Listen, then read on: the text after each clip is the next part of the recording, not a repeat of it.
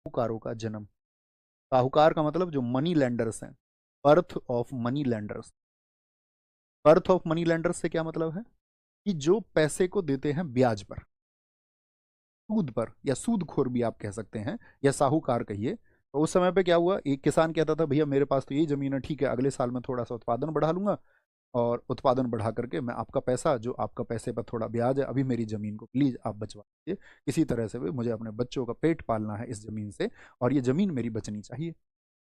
देता है वो क्या ईमानदार होता है बताइए? क्योंकि ब्याज के बारे में तो आप जानते हो ना, ब्याज के बारे में तो लोगों ने किस तरह से गरीब लोगों को लूटा है। हर गांव में आपको व्यक्ति मिल जाएंगे जो थोड़े धनाढ्य हैं या जिनके पास पैसे की व्यवस्था है। तो वो क्या करते हैं, आप कहेंगे कि भैया इसमें तो मजबूरी होती है लोगों की, वो मांगने, वो जबरन थोड़ी ना दे देते किसी को ब्याज पर पैसे।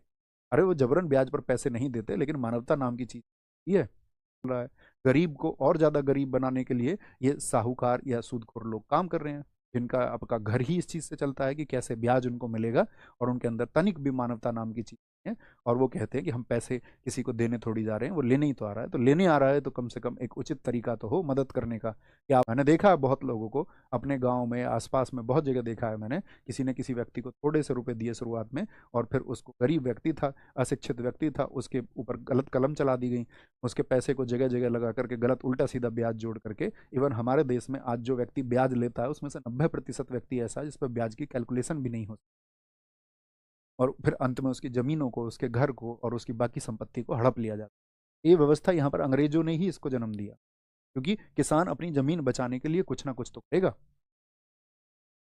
और आज भी चल रहा है ये सिस्टम देश में। तो आप कहेंगे